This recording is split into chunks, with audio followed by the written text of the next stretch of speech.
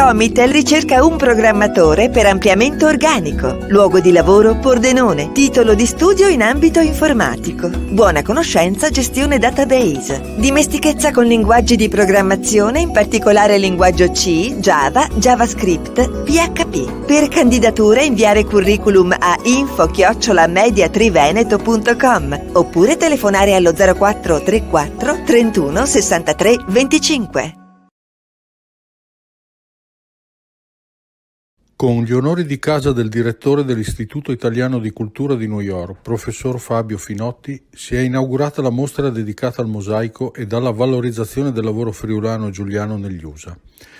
Ha preso poi la parola il console generale d'Italia Fabrizio Di Michele ed il presidente della regione Friuli Venezia Giulia Massimiliano Federiga, che accompagnato dal suo staff si trova in missione a New York con una fitta agenda di impegni. Per le associazioni dei corregionali all'estero, presente l'Eraple, capo progetto, e il direttivo della Clappe. Una sala gremita ha seguito con attenzione ed ammirazione la relazione di Steve Miotto, mosaicista di origine friulane qui a New York, ma anche i mosaici realizzati e arrivati direttamente dalla Travisanuto Mosaic di Spilimbergo. Al momento sono 60 le stazioni della metropolitana di New York che vedono installati mosaici realizzati in Friuli ed altri progetti sono in corso di definizione. Grande curiosità ed apprezzamento ha destato inoltre il tavolo di lavoro allestito in loco per far vedere e toccare con mano, dal vivo, come nasce un mosaico. Degna conclusione della serata con dei prodotti tipici del Friuli, formaggio Montasio, prosciutto San Daniele e Gubana. La giornata dell'Eraple ha avuto inizio con due momenti di presenza e commozione.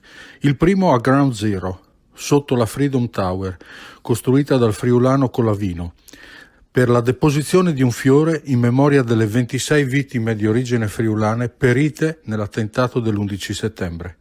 Ed un incontro al Rockefeller Center con chi ha contribuito alla enorme raccolta di fondi del popolo italo-americano a seguito del terremoto del 76.